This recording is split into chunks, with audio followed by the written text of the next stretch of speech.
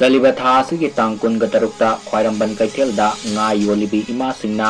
imoino numitka mari lainana Ngagi Mela tauba yaroi haina sangsunkiba Khongjang adu Handokpiu haina All Manipur Scientific Fish Farmer Association gi President Premananda Thausumna Fongdokre Wafamasi ngasi Manipur Press Club ta pangthokpa paugi mifam amada fongdokhibani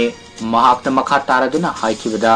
nga yokliba farmer singna nga yonba fangjariba si ningol chakauba madi imoinu numit ani ase khaktani farmer singa sina taujariba thabak asida ima singsu lakpiduna nga yonba yauduna aikoina taujariba thabak asida mateng pangsinbiyo Keithelda Ema Singna Yolliba sidi nungtigini adubu farmer singna department ga tanaraga nga yonba fangliba sidi sahi amada anirak khaktani Maramaduna Ema Singna nga Mela taupa yaroi hariba si Handokpiu Ngagi Mela pangthokpada Ema Singna thugaigani haibagi wafam tare masi wakal taminadabadagi thokpani haina lawi yaragadi khongfam masi khara khantaraga Handokpiu makhatana thugai khotkhaibagi thabak satharaklabadi farmer singna nga yoliba Ema Singda nga pibat lepagi fire foba laurakpa yai haina mahakna makhatana phongdokhi